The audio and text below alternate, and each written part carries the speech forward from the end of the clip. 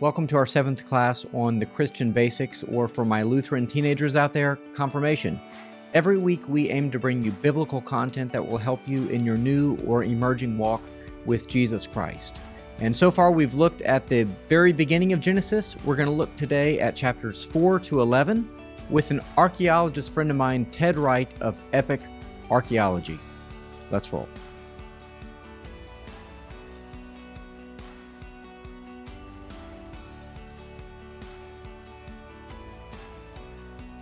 Well, if you recall, we looked at the creation narrative. We asked whether you could have random evolution that accounts for everything you see, or if there could really be creation from nothing. We're going to continue on in Genesis now. This is after Adam and Eve, after the fall into sin, and now it's their children and their children, eventually leading to the worldwide flood in Noah's Ark, and then the building of the Tower of Babel, as it's called in Genesis 11. Could it be that there's actually good historical evidence for these things, archaeological evidence in the very rocks of the earth, as well as in historical artifacts? Well, that's what Ted is going to offer us today. Again, Ted Wright with Epic Archaeology. So, hope you enjoy our conversation. All right, well, Ted, thanks for joining me today as we talk about the Exodus, and before that, Genesis 4 to 11. Genesis 4 to 11, except for the flood narrative, I think are often kind of overlooked. So, I've done a video on Genesis 1 to 3 and kind of talking about, creation from nothing and a little bit on the evolution front. Obviously, a ton we could talk about there, and I put some book recommendations out. In fact, you came on our podcast, the Theology on Air podcast, and talked about evolution. People can dig through the archives and find that. But there's actually some kind of really interesting stuff with Genesis 4 to 11. And again, Genesis 1 to 11 as a total is a kind of unique thing in the Bible. I mean, it's, once you get to Genesis 12, you're not starting with Abram and the kind of fathers and that covenant. But Genesis 1 to 11, people often write off as being kind of strange. Like, none of that really happened. It's just like all that mythology stuff. Yeah. So let's start right at Genesis 4. Kind of what are the main events in this portion of the Bible? And by the way, I've already said it, but Ted Wright of Epic Archaeology, epicarchaeology.com. .org. Thank you. So everyone go there and learn a lot more. He's got some super cool digs coming up. And so maybe by the time you see this video, they'll be done and he'll have something to say about that. But let's jump into Genesis 4 here. Yeah. So Genesis 4. Oh, excuse me. Let me back up. I was actually in Genesis 11. Let me go back. I got my online Bible here. So So let me go back to Genesis 4. So this is what historians and biblical scholars call primeval history. And it is, we go over the genealogies and we have Cain and Abel. But this is obviously revelation. This is, of course, most traditional conservative scholars believe, and I think maybe, I don't know if you covered this, Evan, or not, believe that Moses was the primary author of the first 5 books of the Bible, Genesis specifically. Obviously, he didn't write about his death. So when we get into some of the earlier chapters of Genesis, he was not an eyewitness to these things, obviously. He was not there in creation. So this either was God giving him special revelation of these events, or he had some kind of record of these events. And Genesis 4, of course, is the record of Cain and Abel. From an archaeological standpoint, we don't really have, just to be honest with you, we don't have any direct archaeological historical evidence of Cain and Abel, but there's no reason to doubt it because when you look at, and this is the way archaeology and history works in connection with the Bible, is that we haven't found every single solitary thing in every verse. In fact, no book and no ancient historical text, you have that. The same was with the biblical text. But what we have is we have a very good track record of the biblical narrative being very, very historically accurate. And the next big event that's recorded after the flood is in that section that you mentioned, Genesis 4 through 11, and that's the Tower of Babel. Now, there's a little bit of an anomaly archaeologically with this, and no matter who you are, no matter what your view is, whether you believe in a global flood or a local flood. Let's stop there quick, because that might be something that some of the viewers haven't heard, right? So when you get to Genesis 6, we really have the story then of Noah and the flood. Let's just give the big picture version on that, and then define what you mean by local or worldwide flood. Sure. So among evangelical scholars, of course, Genesis 5, of course, leads up to Genesis 6, which talks about the sons of God saw the daughters of men. Interestingly, in the first, there's even some controversy over what caused the flood. And Genesis 6, the first few verses of Genesis 6 actually walk us through, Moses walks us through what caused this, and the language is almost identical to the language in the account of the temptation of Adam and Eve. When the woman saw that the fruit was good, she took fruit and she gave it to her husband. The Hebrew word good is the word tov, T-O-V. Sometimes it's translated T-O-B, but it's a transliteration of the word. It literally means beautiful, good. It means something that you want to get. It's a very attractive. And so when the woman saw the fruit was good, she gave fruit to her husband and he ate it. It's the same language is used in Genesis 6. When the sons of God saw the daughters of men were tov, beautiful, they took wives, plural. They didn't take just one wife, they took multiple wives. And so I know Michael Heiser has got a lot on this, and I actually happen to disagree with him on this. And a lot of people respect him. He's a great Bible teacher, but I just think he's just wrong on this. He believes that a lot of Christians will have this view that the Nephilim, which they had this idea about one of the offspring of the sons of God and the daughters of men, were that these were angels intermarrying with earthly women and producing this sort of hybrid offspring. There's just some major problems with that. We don't have time to get into it. That's not my own view. My view is that this was the sons of God were the godly line coming from Seth, and the daughters of men were the ungodly line. And we're going to see this again when the Israelites go into Canaan. They're told not to intermarry, and so he's drawing a line from all the way from the temptation of the Garden of Eden. What caused the Garden of Eden is when men began to think that they know what's right rather than God, then they cause all this ruin and destruction. In the Garden of Eden, it was the fall of man. In the flood, it was the sons of God seeing the daughters of men were beautiful. They took wives. This caused the flood. And then, of course, the flood itself, the language that Genesis uses seems to be universal. It seems to be that it was a global, worldwide event, and that God destroyed all of mankind off the face of the earth. And the verse in the original Hebrew, when you look at it, now when you can read the English version and you can get the whole story, and most people know about the story of Noah and the ark. He preached for many, many years that there was a flood coming. Nobody believed him. And then finally the day came in which the rains came and destroyed the entire earth. But that whole section in Genesis actually centers around, it's called a chiasm. It's a Hebrew way of emphasizing a particular point that they're trying to make. Whereas if we want to emphasize something, we'll underline it, we'll highlight it, where the Hebrew text wants to emphasis, and it's called parallelisms. It's a type of parallelism, but it points to Genesis 8, verse 1, and God remembered Noah. God remembered Noah. So this also stitches together the idea that God remembers the covenants that he makes. He remembers the people that he calls. Noah was a righteous man in his generation, and he walked with God. And so God remembered the covenant that he made with Abraham and leading the Israelites out of Egypt. So God is the one who remembered Noah, and Genesis 8:1 sort of figures in that very largely. So the view is that it was either a local flood or a global flood. Gotcha. Yeah. And I always kind of feel like saying, and God is well within his rights to judge the world any way he chooses. I think sometimes people could even look at the flood narrative and be like, oh, what a terrible God. I would never worship a God that would do that. Like, well, you're not God, and we don't really have we're not really in the place to say what God can or cannot do. Absolutely. But the promise is that God will not judge the world through a worldwide flood again. And so again, a local flood is basically, some people will say, well, flooding in the Mesopotamian region or whatever, that was common. And so the biblical account is essentially a huge flood. It would be like, I don't know, the Mississippi River, flooding all of the Midwest or something. But what the Bible seems to indicate is that the whole world was flooded through this rain, which as we just did a video, Taylor Neal and I recorded a video a few days ago, and it's the one just a few before this one, where we talk about whether miracles are possible. And I guess you could say the worldwide flood would be a kind of miracle. And of course, if the creation is possible, then something like this would be possible. Absolutely. Do you,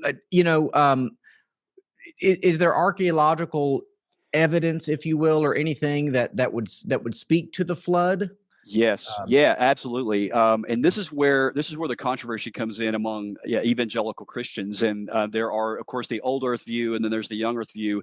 I personally think my own view is that both both viewpoints have anomalies, they have issues, but I sort of have very strong leanings toward the global flood view, and that there was a global worldwide catastrophe. And the explanation is that when you look at the rock strata around the world, they're called cratonic megasequences, and a big word. You can look it up you can look it at Wikipedia or whatever, but it's called a megasequence. These are layers of sedimentary rock that are literally found around the world, and they are rapidly the mechanisms of their deposition seems to be very, very rapid. But essentially, the view that we have that there was a global flood in the geological record shows this, is essentially that we essentially follow the same geological ideas as most modern geologists. We believe in plate tectonics, that there was a great one worldwide landmass called Pangea. Right. And my own view, and I've actually talked to a couple of geologists about this. A friend of mine actually teaches geology, I think, at Liberty University. His name is Marcus Ross. He was actually on his Genesis History with Dale Tackett. And Marcus and I were teaching a conference together several years ago in North Carolina. And I threw this around to him. I was listening to a lecture from Peter Ward, a geologist at the University of Washington in Seattle. And Peter Ward gave a lecture on the extinction of the dinosaurs. And what he said basically was that there were meteorite impacts, that the smoking gun for the extinction of the dinosaurs is something called the KT boundary in the geological record. So basically, there's a layer of iridium, which is a radioactive isotope, literally found around the world. Everywhere you look, below that layer, there's dinosaurs. Above that layer, there are no dinosaurs. So interesting. So here's where I cut to the chase here and talk about the flood. This is where I think the mechanism of the flood happened, is that the Earth was bombarded with meteorites, and it would have caused massive tsunamis, tidal waves, earthquakes, volcanism. And so we have this great catastrophe. So when you look at it, most geologists will date that to 65 million years ago. I'm not necessarily concerned about the date. What I want to look at is the mechanism. And so this event definitely caused 98% extinction around the entire world. But most 98% of the fossils are found in sedimentary rock, which means they're water and they're rapidly buried in a rapid flood sediment. So I put the two and two together, and I believe that the flood was caused by meteorite bombardment. And one particular, you can look this up, folks can go to, again, just Google it. It's called the Chisulib Crater, Chixulub, Chisulib Crater, and it's found in the Yucatan Peninsula. And it would have caused a tsunami to hit the coast of Texas doing 200 miles an hour with a 200-foot tidal wave. You talk about destruction. Yeah. Absolutely. My house wouldn't survive that in Houston. Yeah, sure. Houston would be underwater if it happened today. Yeah. and my taco truck, it'd probably be gone too. Man, this is not a good day for me, Ted. Okay. Yeah. So after the flood, we've got 8 survived the flood. And actually, Peter references this beautifully as a reference to baptism in our tradition. It's in the scripture, but we take it very directly as a reference to baptism in 1 Peter 3. But anyway, so 8 survived. That is Noah, his 3 sons, and their wives. Yes. I kind of joke, sin went on the ark with them. So sin comes off of the ark too. And so the world is still a sinful place. So even with the destruction of everybody but 8, even with basically a start over, sin is still a problem. But anyway, but Noah and his sons, they sort of begin this process of repopulating the earth. And the next major event really is in Genesis 11. Yes. With the Tower of Babel. But if I skipped anything really of note, please go back. But I do want to talk about the Tower of Babel. Absolutely. And that's exactly right. It's the next major event. And this is where I was sort of working toward earlier. And this is the anomaly from an archaeological standpoint. People don't have, this is not like a salvific issue on the flood. I mean, people can believe in a local flood or a global flood. So it's not a salvation issue. I believe it's just a matter of trying to make the biblical record fit with what we know of the scientific and historical record. But if we want to do that, if we want to try to reconcile what Genesis says about Noah and the flood and the first cities, there seems to be a pretty long time period in between the flood and the first cities. And what I'm talking about is the Ice Age.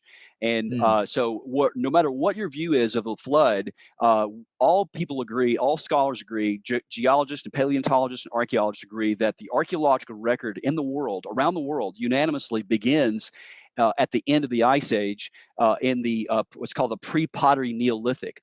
So a global flood interpretation of that is that after the flood, there was a global ice age that basically, because of the water vapor in the atmosphere, in order to have an ice age, you have to have a lot of water vapor. So post-flood world was a very different world. The earth was different, so it caused this ice age, and the whole landmass around the world became frozen. And this is when animals began to really grow and populate, especially herding animals.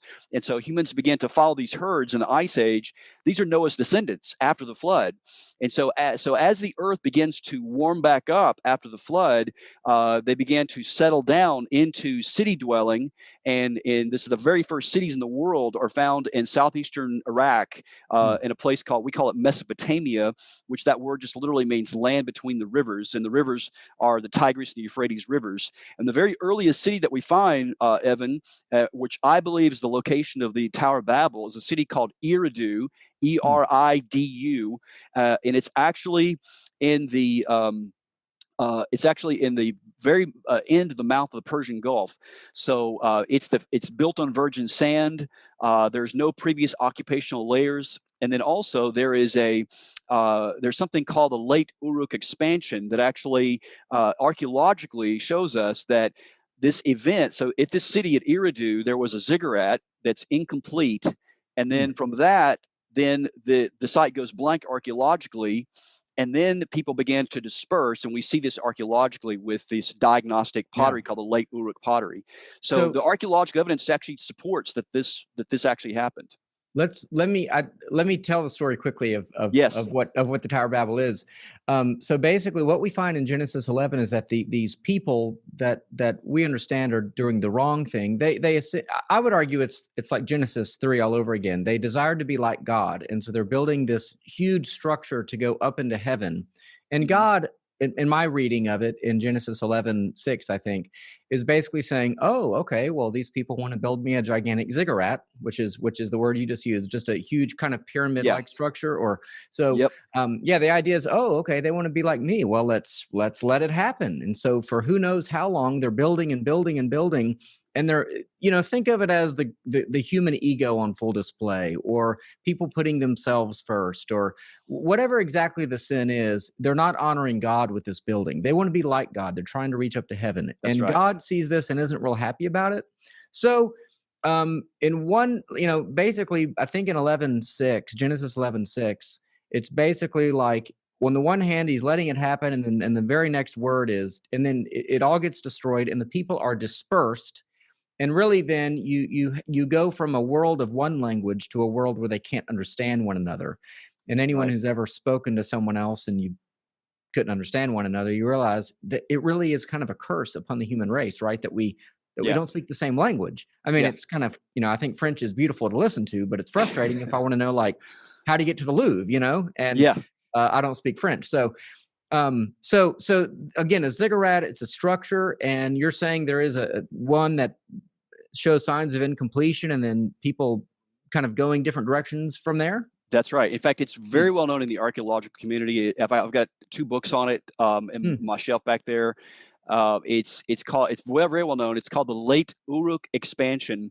And the reason why we know this is that it's something in the archaeological community, we call it diagnostic artifacts. These are artifacts that lets us know a particular place or a particular time.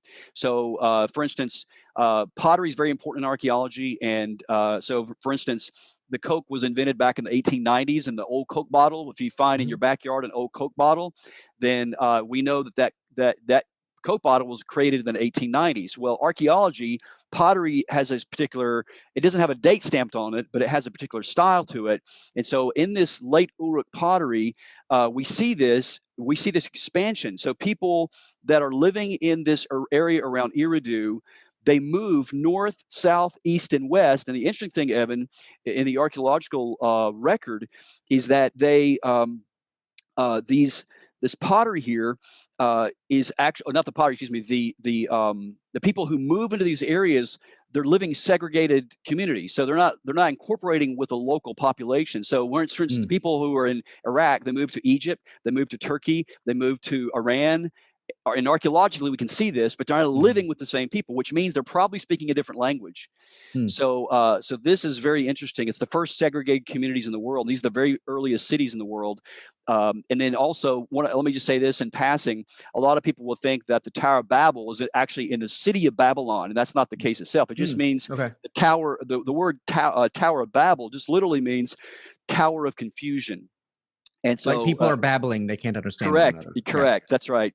And so it is very well attested in the archaeological record. It's just the question is this exactly when it happened? And I think the chronology does fit. This is the earliest city in the world. It was after the flood. Oh, one other interesting thing about Eridu as well is that back, I can't remember when exactly this was discovered, but they found a prism. It's in the British Museum called the Well-Blundell prism, and it's called the Sumerian king list. And these are kings that are said to have descended from people who survived the flood.